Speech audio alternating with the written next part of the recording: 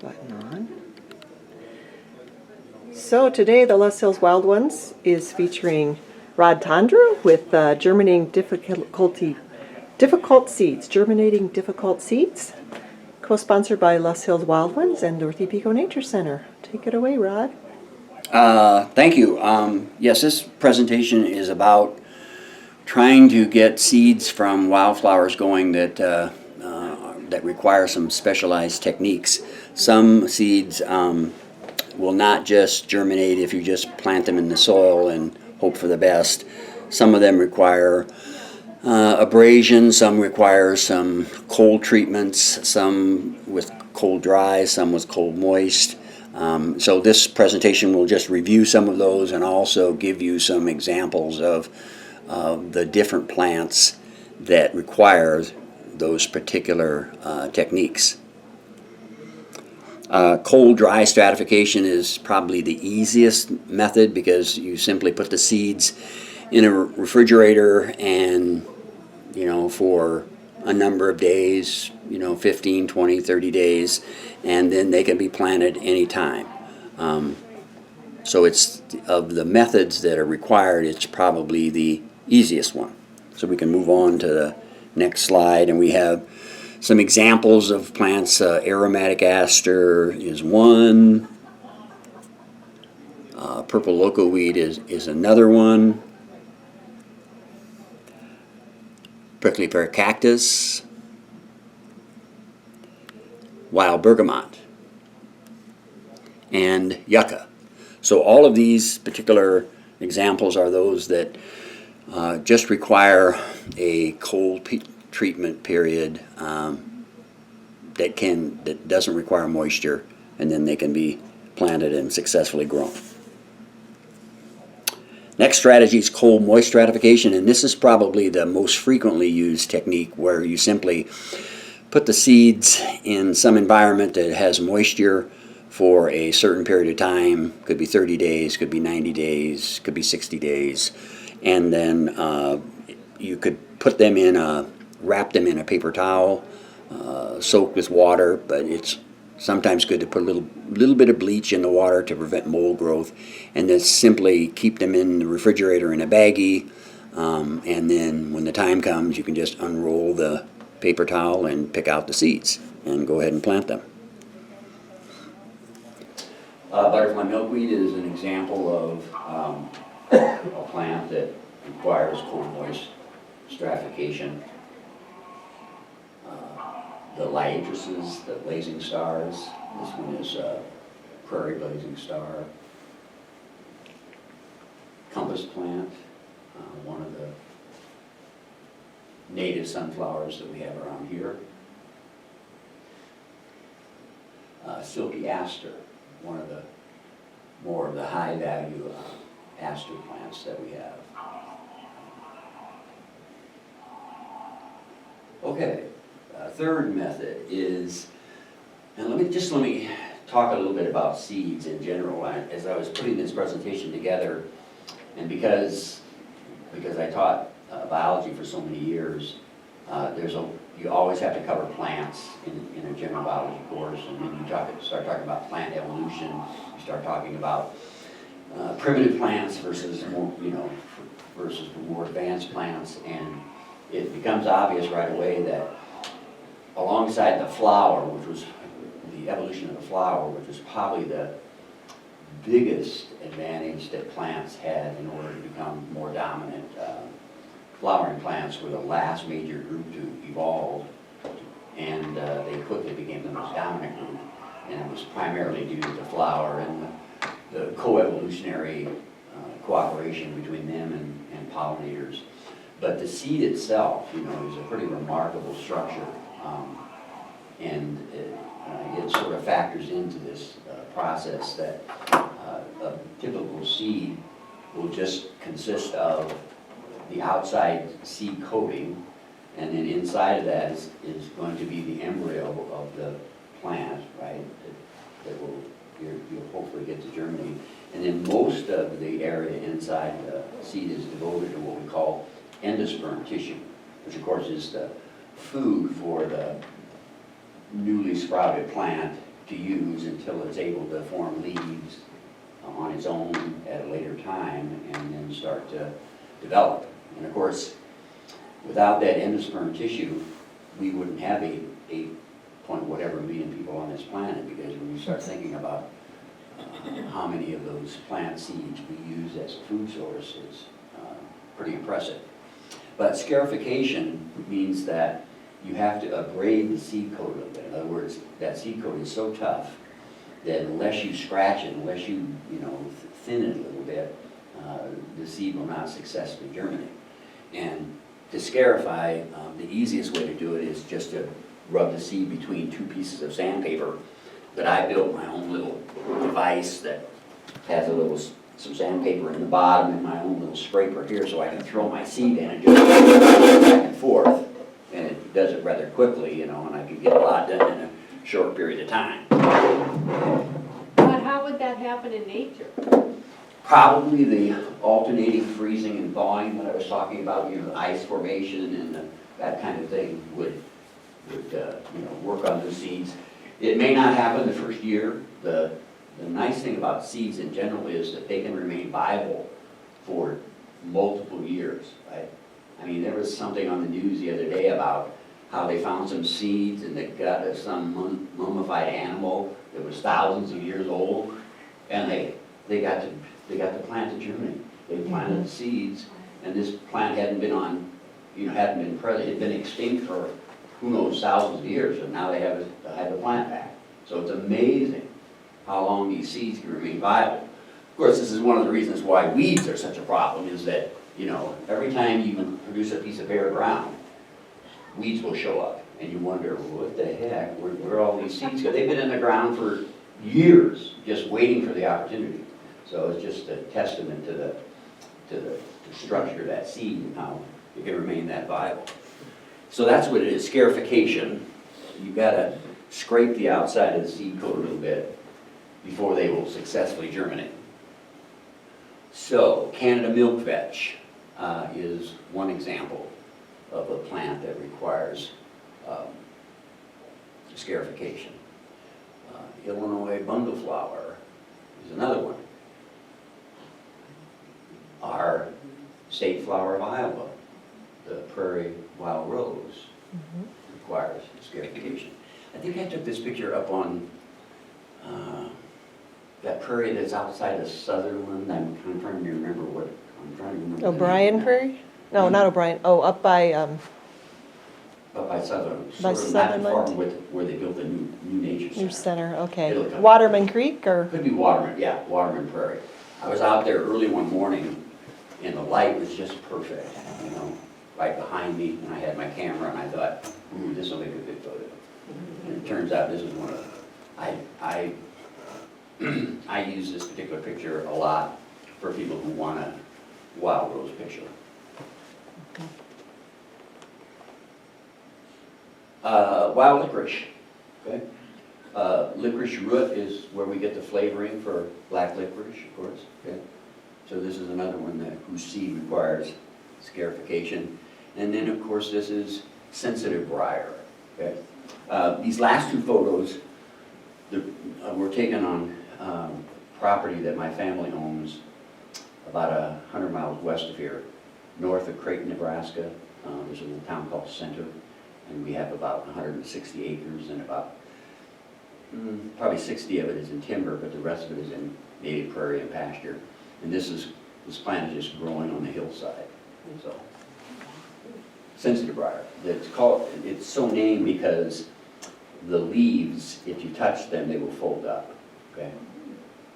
There's a tropism name for that, but it's been such a long time since I had to teach botany. I forgot exactly what it was, but anyway. Okay, dehulling. Some seeds have a outer covering, like a little hull, and it's better to remove them if possible.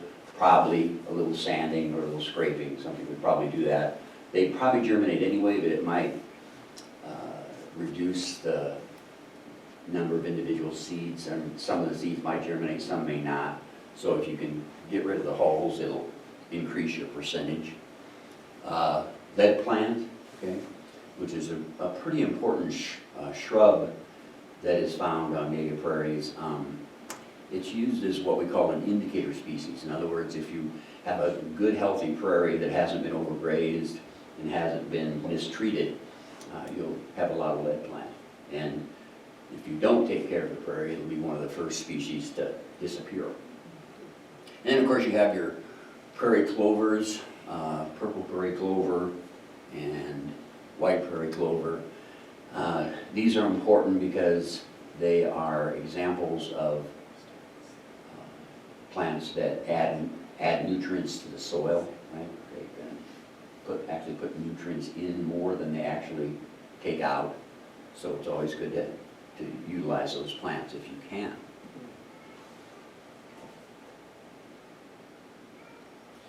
Hot water treatment. Believe it or not, there are a few seeds that the best way to get them to germinate is to put them in a dish or container and pour some very hot water over them for just a brief period of time. And that will soften up the seed coat enough that it'll successfully germinate.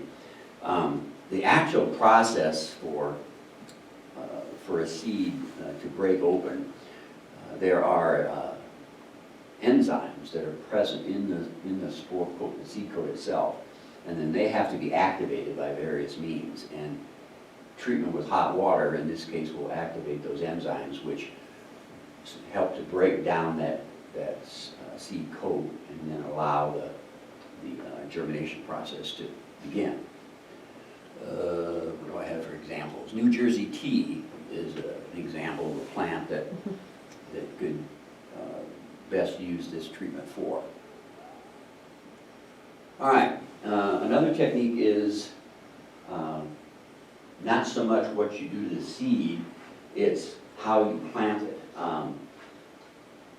They use a term called dormancy when they're talking about getting seeds to germinate. And dormancy means it's just going to lie there and do nothing unless you have some strategy to get it to germinate. And in this case, there are seeds of some plants that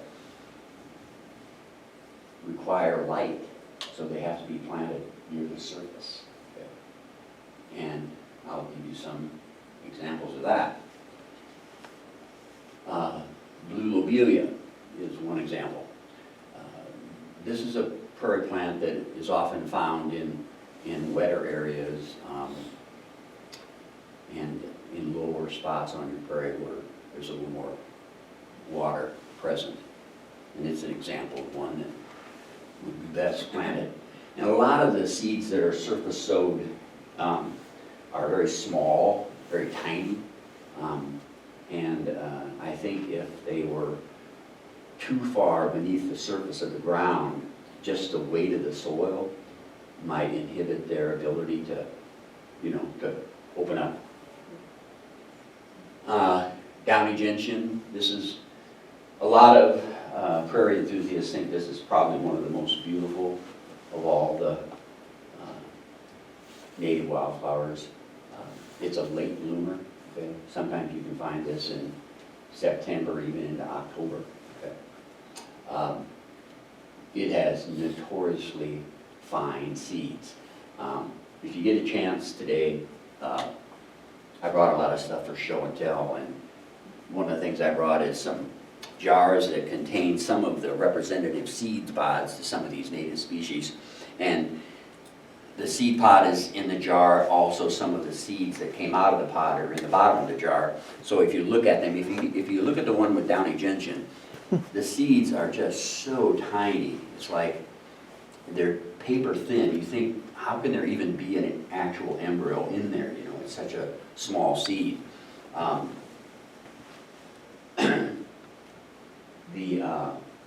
Another interesting thing about seeds is that depending on the scarcity of the plant and how difficult it is to find them and collect them, that will drive up the price of the seed if you want to, if you're trying to buy seeds from a company. And I remember one time looking up downy gentian, and it was like $500 an ounce or something for the, it was like I'm thinking, well, I know why. It's because, first of all, your chances of even collecting that much is slim to none because they're so tiny, and the flowers, once the bloom disappears, good luck finding the plant, because it's buried in some, surrounded by a whole bunch of other plants. It takes a practiced eye.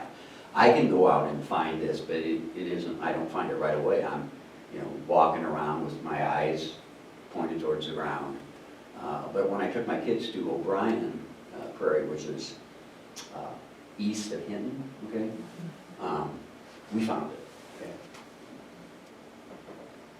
Okay. Cardinal flower, this happens to be a picture of a couple of plants that I bought, I think, at Wild Ones plant sale, and I hadn't gotten them in the ground yet, but I said, I need a picture of cardinal flower, and I haven't seen one on a prairie, so I better at least take a picture here. So, I don't like to use pictures like this, since they weren't taken on a real prairie, but, when you're, when it's necessary, I guess it's necessary, right?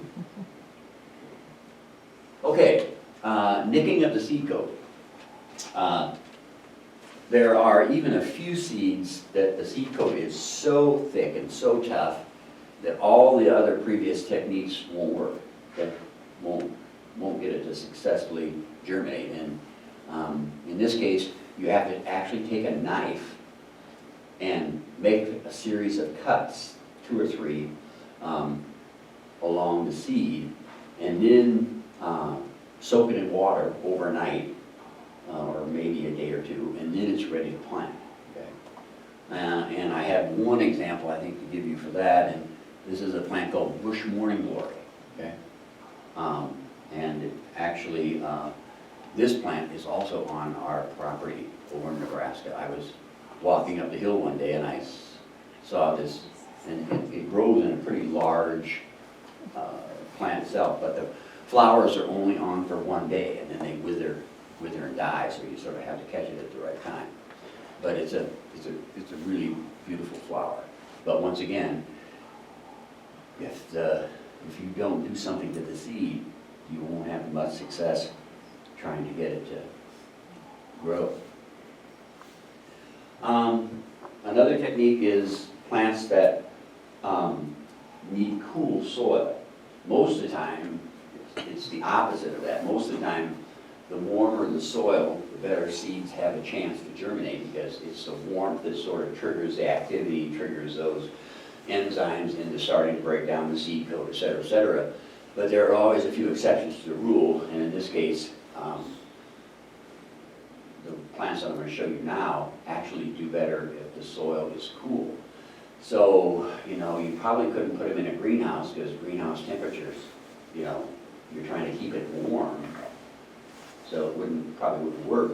So you might have to try, early spring outdoors or something, or put them in the shade, put them somewhere where they're not going to get too warm, and then maybe they'll successfully get started. Our spiderwort is one of the examples, and this happens to be not the same picture, but this is a different one, but it's the same genera. I don't know, it might be a different species. There's a couple different species of spiderworts that we can find around here. One's more of an eastern variety, one's more of a western variety. But they both require, or more successfully germinate in cool soil. Evening primrose, one of the primroses, okay, is another example of a plant that seeds successfully germinate in cool soil. And one of my favorites, penstemon, grandiflorus, or large flower penstemon. Once again, this is another plant that prairie enthusiasts love to see and consider one of the prettiest plants. And we have it, it's in the Los Hills,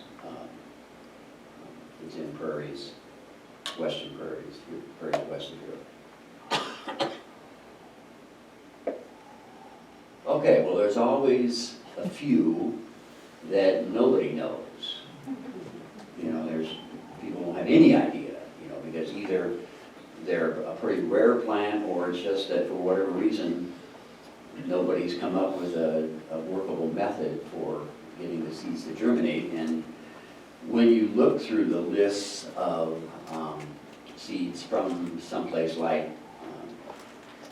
Ion Exchange or Prairie Nursery, or some of the companies I was telling you about that do provide information on germination strategies, they'll just have a question mark after the name, and you're going, whoa, okay. I mean, I've made calls to like the Nebraska wildflower experts, like there's one associated with, I think, the Nebraska's Museum in Lincoln, who's a plant guy. And, I said, do you know how to germinate this plant? And, sometimes I get a good response, other times I get the same answer. No, I don't. You have any idea? I don't have any idea. It's like one of them. But this one is the lone example I came up with. This is scarlet globe mallow, which is actually found in Iowa in 2 counties. And I think there's only 2 counties, and they're both Luss Hill counties, that have this plant. If you go further west, like a lot of these plants are, I've given a presentation a few times called Western Prairie Plants in Iowa, and I talk about some of the plants who just barely sneak across the border, because the Luss Hills creates those dry microhabitats that aren't usually found until you get further west. So there's probably a list of 50 to 60 native plants that are only found in the Luss Hill prairies, and this is an example. And it's one that, in this case, we don't know how to. I took this picture on that property I was telling you about, so and it's the only time I've ever seen it. So supposedly you can find it in Iowa, and I've talked to a few people that have found it, but it's a pretty rarely seen plant. It's listed, I believe, as endangered in Iowa. Yeah, the plants that turn, and I have a little bit, right now actually we're going to get into a section that I always love to throw in called rare plants. Because, I do so much work on prairies that eventually I'll run into plants that you don't see every day. And if you're a prairie enthusiast, you get all excited, like it makes your day, it make your week, might even make your month if you get to see a plant like that, because it's just not, it's so unusual. But this would be an example of one, but it also is an example of one that we're really not sure how to get the seeds to germinate. I've seen this plant 4 or 5 times on our property. I've never been able to collect any seed off of it, okay? Because sometimes, and there are other plants that illustrate this, they flower, but they don't successfully get pollinated, so they don't form any seed pods. So you're sort of out of luck. Did I have a hand go back up there? Did you know what it was when you first encountered it? Heck no. We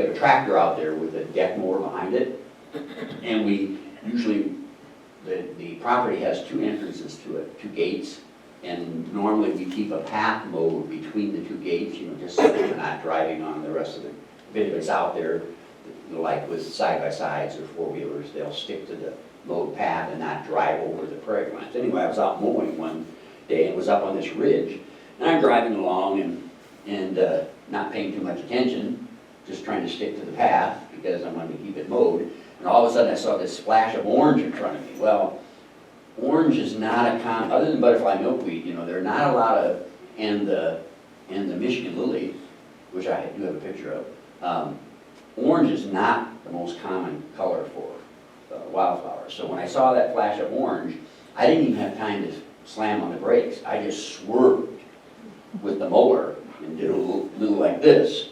And we had to keep the swerve because now I had to stake off that so that nobody would come over it. That's the only place where it is found on our property. It's just that little, it's probably a section that makes up about half of these chairs. And that's it. What's it called again? Scarlet globe mallow. Cowboy's Delight is another name for it. Right. And, well, maybe it's responding to the mowing, Rod. Yeah. I don't know. Yeah. I use it as an example of what we call low-profile plants that grow normally with the protection of plants that grow taller. And then it's also an example because it has silvery vegetation It can exist in drier habitats because the silvery vegetation reflects light rather than absorbs it, okay? So it's sort of a survival strategy, okay? But yeah, it's one of my favorites. All right, now we're gonna get into the rare ones, because it's fun to just throw a few of those pictures in. I always like to do this, okay? The ones that you don't see every day. Ladies' tresses orchids. Orchids are probably the rarest of all prairie plants. The prairie fringed orchid is considered to be the rarest plant, native wildflower in Iowa, and probably all of the Midwest, okay? I've never seen the prairie fringed orchid in any prairie. It is so rare that the people at the genetics lab at Henry Doorly Zoo, is it Marge Fromm? Is that? Yeah, Dr. Fromm. She actually came up a few years back and gave a presentation to the Shoreline Garden Show, okay? And in her genetics facility at Henry Doorly Zoo, she got a contract from the federal government to propagate the prairie fringed orchid. But this is a cousin. This is called the ladies' tresses orchid, okay? And believe it or not, I found this on a little piece of remnant prairie adjacent to Western Iowa Tech's campus. If you know where the radio station is on Witt's campus, if you go past the radio station over the hill, down a bank, and you're looking at this old trailer court that the college has been trying to buy for years, because there's hardly any, it's that, you know, you've probably seen that trailer court. It's off to the right, and you pass Casey's heading down the road. Anyway, I was just walking down there one day and I'm going, wait a minute, I think that's the ladies' tresses orchid. And so I had to go back and get my camera and take a picture. But this thing is probably only 8 inches tall. So you could easily walk right over it and miss it. Here's your Michigan lily, or sometimes called Turk's cap lily, okay? This was taken on a prairie in Plymouth County, owned by a family by the name of Flannery, okay? And I discovered this prairie just simply by talking to friends that mentioned that their neighbor was gonna go mow the prairie hay, and I'm going, what? What'd you say? So I had to find out who the neighbor was and where it was located, and I got permission to go out there. And I'm out there one day with a retired professor, a botany professor from Northwestern College in Orange City. His name was Dr. Glenn Hagstead. And I blame him for getting me enthused about prairie plants, because he's the one that took me in. We were out one day and he saw this plant, and he rarely gets excited about anything because he's seen everything, and he got excited that day. It's another example of a plant that doesn't often successfully germinate. So I mentioned Dr. Fromm from the genetics lab at Henry Doorly Zoo. She was propagating this plant also. And when she gave her talk to the Shoreline Garden Show, this has been 5 or 6 years ago, she brought some of these plants to give away. Okay. And Dottie has this growing in front of her house. She must have gotten one of the plants from Marge. So beautiful, beautiful plant. But rarely do you see it. 10-petal blazing star, okay? It's found in only one county in Iowa, and I think that's in Plymouth County, okay? It's very rare, but once again, you get further west, and you find it all over the place. That's just typical of, you know, when you see a plant that's on the edge of its range, it can be rare, but then you move, you know, closer to where its normal range is, and it's pretty abundant. It might still be at Riverside Bluffs in Woodbury County. Okay, I've seen it there, but yeah. there's been some changes, so. Broken ranges. Hill grasslands, Yeah. you know, where they have all the 8,000 acres of prairie that Scott Moats has charge of. Years ago, I was putting together a presentation called plants of a Lewis and Clark expedition where I read the journals and was trying to find the same plants that they found, you know, and this one was on the list. So I was talking to Scott, and he said, sure, we have a few out here, and I had to request permission to collect a sample, you know, to press it, because I was putting together a collection of pressed plants for this presentation. And since it's so rare in Iowa, I had to get special permission to get it. But it's found on a bluff area, limestone bluff area that overlooks Highway 12, because the main office to Broken Grasslands is just a short distance off the highway. And he said, hey, feel free to walk up there, but take a stick with you when you go. And I said, well, why do I have to take a stick with me when you go? He said, that will scare away the rattlesnakes, because that happens to be where that population of prairie rattlesnakes is located, at Broken Grasslands. Yes? Is this the plant that blooms at night, Yes, opens up at night. opens up? Yeah, and it's closed during the day. So I have a few pictures of it during the daytime, but they don't look very good because they're all closed up. So you gotta come back at night because it's pollinated by night flying insects. Okay. But it's 10 petal blazing star. Menzelia is the genus. Whoops. Here's another one that's I had never seen before. This is called narrow-leaf milkweed. Dawn mentioned Diane Blankenship and a few other prairie enthusiasts. Well, I got a call from her, or I can't remember whether it was her or Brian Hazlitt, but anyway, there was some property down in Harrison County, south of here on that old Highway 141, and if you go out through Morningside and keep heading south, you know, it just runs along the Les Hills there. Anyway, there was a piece of property that was coming up for sale, and they knew it had native prairie on it, so they wanted some of us to go down just to see what we could see, you know. And we were all doing our own thing, walking this way, taking a picture here, talking about this plant there. Suddenly I looked up and I was by myself, and I said, well, what the heck happened to everybody else? Well, everybody else was in this big circle looking down at a plant, and I'm going, ooh, this must be good. I better get over there and see. And they were all looking at this plant. It's called the narrow-leaved milkweed, Acephalus stenophili or something like that. Most of them had never seen it before, and I had never seen it before. And they said, ooh, this is a rare one. This is another example of a protected species. They ended up not buying the property though, so I don't know. And it's changed ownership, but it's been grazed, but they haven't done anything to it, fortunately. It's still native prairie.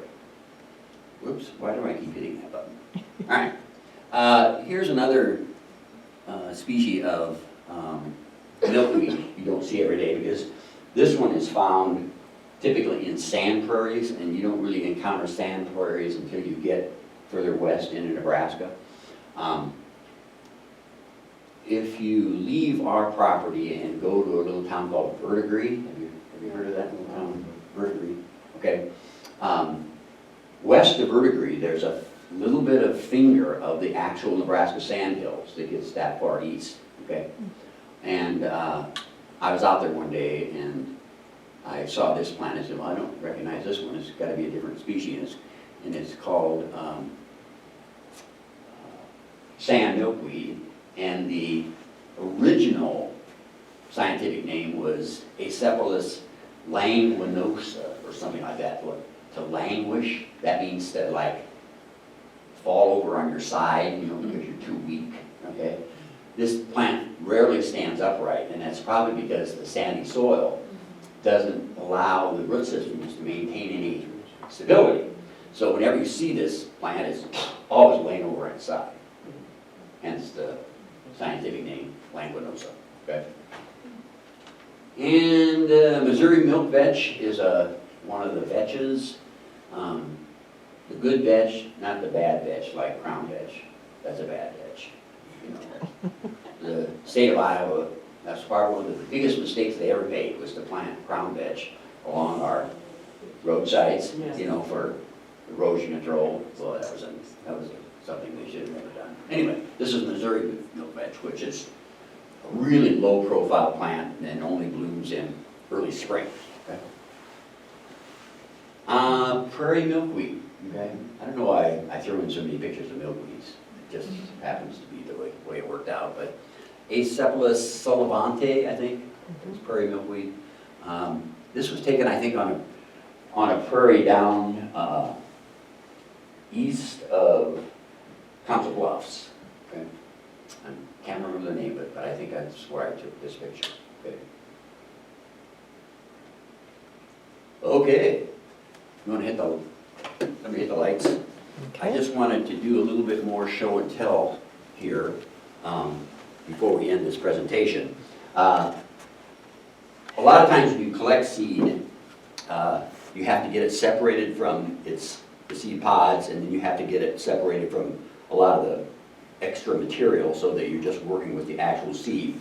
So I made my own wood frames with screen meshes, you know, to help do that. And the meshes are different sizes to accommodate different sizes of seed pods and different sizes of seeds. The goal, of course, is to either get the debris to go through and trap your seed on top, or vice versa, to get the seed to go through and trap the debris on top. So by building sieves that have meshes of different kinds, and actually you can buy these commercially now. Somebody, I think it was a Wildland presentation where somebody had the screens that are actually made of metal, you know, and they're in a circle, and you can actually stack them. And so they're commercially made, but I just made my own because I have wood all over the place and I have access to all this stuff, so I just made my own. So depending on the size of the seed, it's, like I said, some seeds are this big and some seeds are so tiny you can barely see them, so it requires seeds of different meshes. Another thing you could use to germinate seeds in, if you didn't want to use, especially true for larger seeds, is you could use vermiculite, okay? You could put some seeds in vermiculite, wet it down, and then put that in a container and put it in your refrigerator for cold moist stratification. And it works really well when you're doing like a bulk seeding. Let's say you want to start a little wildflower garden, or you got a little piece of ground you want to put into native prairie. If you put your seeds into vermiculite, then that helps it when you go to plant it. You know, I mean, if you're using a planter that you hook up to a tractor, or if you're using just a broadcast seeder, if you have a smaller area, the vermiculite itself, especially when it's wetter, it helps carry the seed along. You know, if you just had all seed and you tried to run that through a planter, the small seed would fall out first. The big seeds would never fall through the planter, and you'd have like an uneven planting, you know what I'm saying? So if you just use this as a strategy to just mix everything together. So we had some, on Western Iowa Tech's campus, we had I think it was originally about 7 acres. It was just brome pasture. And I said, well, heck, why don't we put this in native prairie? So I got the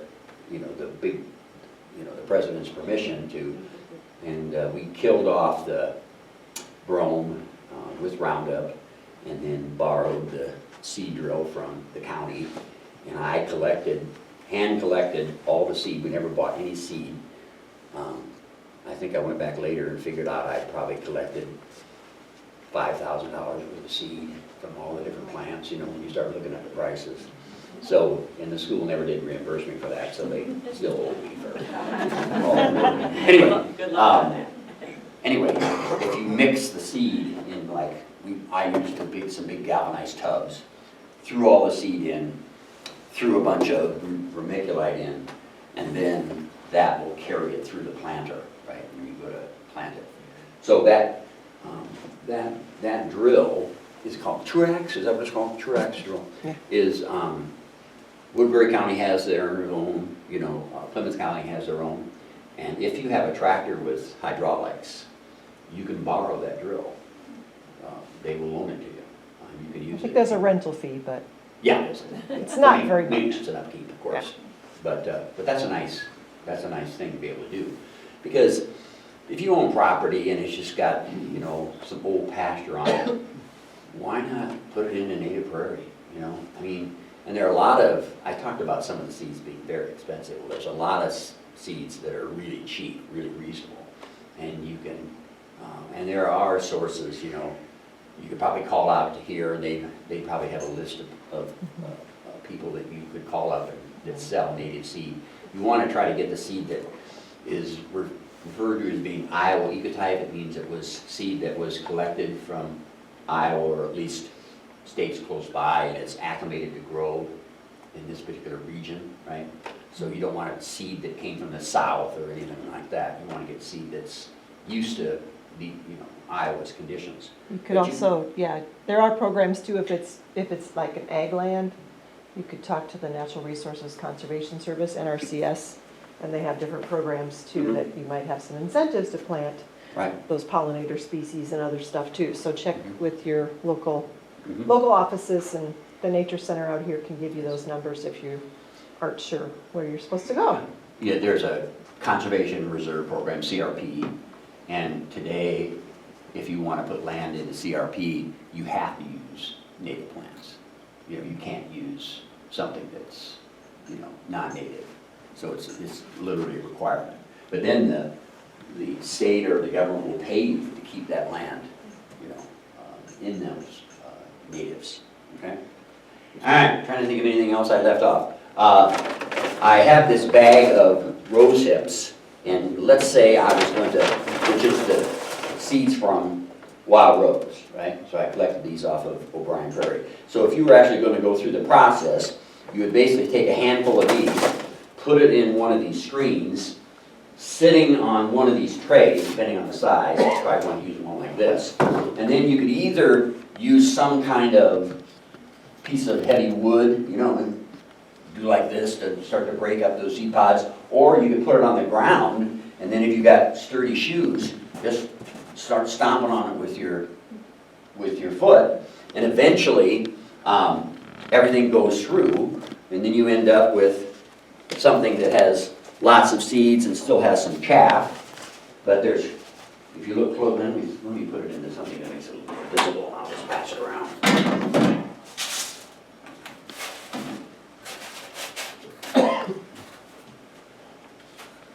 So those are all seeds from wild roses, okay? Along with some of the chaff and stuff. And that's the one that, of course, you'd have to scarify. So I'd have to take those seeds, put it back into here, and scrape it to get it to successfully germinate. So, and it's fun to work with that one because it's got such a aroma to it. You know, rose hips are pretty high in vitamin C. You know, you can chew on a few rose hips and there's almost as much vitamin C as there is in an orange in those. Yes? Question about prescribed burns and forbs. We've got a little prairie, and we've noticed that we have regular burns, because that's what you're supposed to do to help the prairie, but we notice a decrease in forbs. Do you have any tips on how prescribed fires impact forbs? Well, typically, you don't want to burn every year or every other year, Yeah, not even every third year. I think that, what is it, every fourth year or fifth year now is what they recommend, you know? And then, of course, it depends on, some wildflowers are, you know, they stick out for the long haul. Others, they're there for a while and then they get outcompeted, you know, like black-eyed Susans are a good example. You know, when people first plant a prairie, usually you see black-eyed Susans, but over time they start becoming less and less. So you might have to do just some supplemental planting. You know, the nice thing about most native grasses is they're bunch grasses, so they don't produce thick sod that spreads over and covers everything. So there'll be a bunch of blue stem here or a bunch of little blue stem here, and there's space. And you usually can find space where you can just throw out some seed and just do it in the fall, you know. If you can find a gopher mound or somewhere where the seed surface has been disturbed, or if you can go out, if the ground is soft enough with a rake and disturb the soil a little bit and then put some seed on top of that and then just stomp it with your foot, that's about as good a strategy as you can get to. Would mowing the grass on the off years you're not burning help to promote forbs? I don't think so. Mowing is an alternative if you can't burn, you know. It's better to leave that vegetation at its normal height, you know. Especially, you know, if you're trying to support wildlife too, because one of the nice things about having a native prairie compared to an old pasture is you've got plants of all different heights, Right. and that helps a lot of animals survive over winter, you know. Yes? What is the efficacy of broadcasting versus drill seed? Drill seeding, you know, you can control how much you're putting on, you know, and you know you're getting it. Those Truax drills, you know, the space between each, you know, disc is only about like this. So you get a nice even pattern and the seed spreads from there. It's just, you could do it either way, and they do it either way. You know, you could get one of those end gate seeders that fits on the back of a wagon, you know, that like this, Yeah. and that'll do the same thing. But then you probably have to go out and rake it, right? Because some of that seed, you don't want to lay it on the surface, you know. You want it to get just barely beneath the surface. With a drill, you're directly depositing it slightly beneath the surface, because you can set the drill to go to any, you know, to go to any depth, and they recommend just a small depth beneath the surface. That's the one argument I've read against the drill seed, are people plant too deeply Yes. with the drill seed. Yep. And remember, some of these plants they want to be on the surface. Yeah. So right away, some of those are not going to do well if they're too far underground. On prairie roses, we've noticed that sometimes they're bright red, like your picture, other times they're pale pink, but they'll be in the same area and have different colors. Yeah, you know, a lot of prairie plants show no variation. In other words, a particular species will always be a particular color. But I showed you a picture of the butterfly milkweed, okay? Occasionally, you can find a yellow variation. In fact, I was out on our nature trail, you know, on Witz campus, and we had thrown out some Butterfly milkweed. some butterfly milkweed seed, and lo and behold, it grew up yellow, you know? So I quickly put a piece of orange marking tape, you know, ribbon or whatever, tied it around the plant so that I could find it later, you know, come back and find it later. And so I have some of that seed. I have not tried to germinate it yet, but I'm curious to see if it does grow and if it does successfully flower, will it produce the yellow flower, or will it revert back to the normal orange? But your question about the wild rose, I have found one that was totally white. Yeah, I have Okay. two. I have two. And I have a picture of that, and a lot of people request me to reproduce that picture. And then I have one with different shades of pink, okay? I didn't bring my iPad with me, I probably should have, but I have a couple of those pictures on there. I typically just take my iPad Pro with me when I go out on prairies, and it has a 12 megapixel camera, and it even adjusts for motion, you know, it even freezes. So some of these pictures that I give to people are taken with an iPad. They're not even taken with a regular camera. I quit using my camera because it isn't as good as the iPad Pro. It's amazing. The technology has improved. Did I talk about everything that I brought here in terms of stuff I did? As I mentioned, I brought along a few seeds from a few plants that are not common. I have some white penstemon, which is a western variety that's also not very common in Iowa. I have some rough false foxglove, which is a pretty rare plant. What else do I have? Prairie cinquefoil, that's fairly common. But, false indigo. That's another one that needs scarification, you know, on the seed. And I do have some sensitive briar. Okay. And some fruits from a prickly pear cactus. So if anybody wants to grab one of these on their way out, it's got the seeds inside of it, okay? And like I said, I've got this collection of different prairie plants, their seed pods, and what their seeds look like, if you want to just spend a little time looking at them. Otherwise, another question? So, so thinking that all of these processes are mimicking to some degree or another a natural process, otherwise the plant wouldn't be here today, right? So, is it always possible, if you're patient enough, to just take some seeds and throw them on the ground, and maybe it'll take 5 years before they get enough of a wet, cold times or something like that, or is that risky? No, that's a perfectly okay to do. In fact, when I was talking about establishing the prairie on the Witz campus, all we did was plant in the fall, okay? And by next year, we were starting to see some things grow up. Of course, you saw some weeds too, you're always gonna, and when you plant a prairie, the strategy is to mow it 8 inches tall 2 or 3 times each year, for the first 3 or 4 years. And that sort of knocks back the weeds. Most of the natives are just getting started, and they're not gonna be 8 inches tall. So you're not hurting them, you're just mowing off the undesirables, okay? So it's a recommended strategy, because this way, they get, by planting them in the fall, Mother Nature starts that process that, you could put a bunch of seed, like I said, in a big container, put it in the refrigerator, and you would cold moist stratify a lot of the seeds that require that. You could also, I think I just shut off my, Maybe the battery died. maybe the battery, yeah. There There you go. Is it back? You can use this one. Okay. Can you still hear me now? Yes. All right, I'll just hold it with my hand. I'm just about done anyway.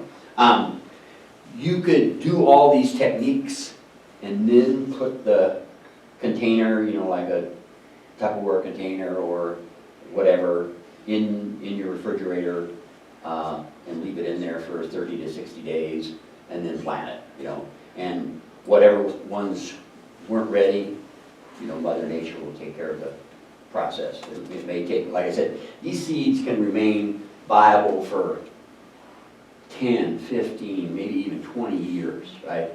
And perhaps even longer. The percent germination success will drop each year, but, some of them will still make it. Yes? What are your thoughts on stratifying seeds that require 90 days, 60 days, 30 days at the same time in the same container? Because I've had seeds sprout in the fridge. So Yes, if you I've have had that happen your too. 30s, they're not. You might want to put your 60s in one container, your 30s in another container, your 90s in another, and if you have room, right? You could put them in a different Tupperware container, because yes, I've had the same thing happen to me. You open it up and you go, oh crap, it started to sprout already. And then what do? Some of them still need more, others are obviously ready to go. That's just a risk you have to take. Is it safe to assume that all prairie forbs are perennials? No. In fact, there are a lot of them that are annuals. They just produce so many seeds that they almost ensures their survivability, right?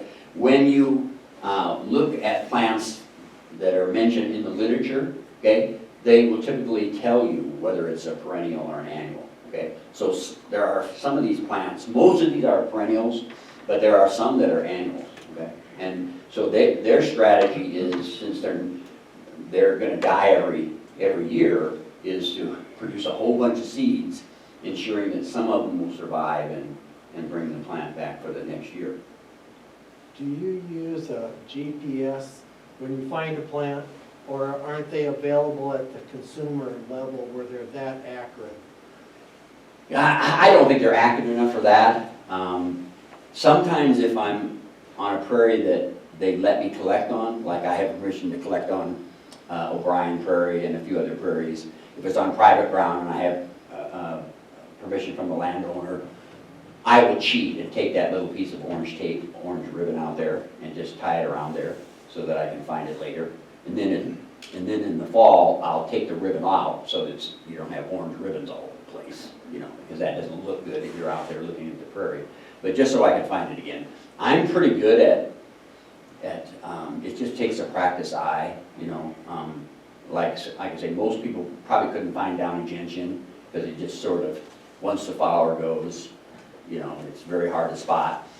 Something like compass plant is really obvious because it's got a big tall stalk that stays upright almost through the winter, right? So, and by the way, I never mentioned, I didn't say anything at all about grasses, about germinating grass seed. That's because most grass seed just needs cold, dry stratification, and it'll germinate. There are a few sedges and brushes that require some special things, but most of them are some of the easiest things to get started, and they're also some of the cheapest. What's your experience with starting plants that require global dormancy or really difficult? Let Mother Nature do it. Okay. Yeah. There was a couple more things I could have put on this presentation, like there are some seeds that say they need a warm period followed by a cool period, it's like, who's got time and who could keep track of all this stuff, in fact, just throw the dang things out there and hope for the best.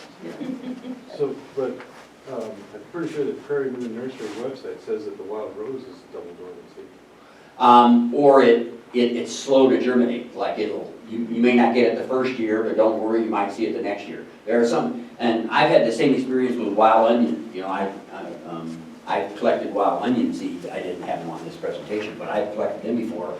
Put them in little containers. By the way, I didn't really talk about what containers you should use. If you have the money, there's a couple of forestry companies that sell those cone containers, that have a nice tapered bottom, and some of them are this tall, some are this tall.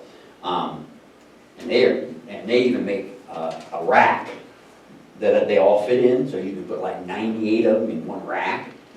So, I got to college to buy them for me because I don't buy them myself. But I have some of them. But you could use just those square containers. You could use the same containers that you use to start veggies in, and they would work. The taller the better though, because a lot of them, their root systems go, they expect to go way down. So you wouldn't want to plant them in a real shallow container.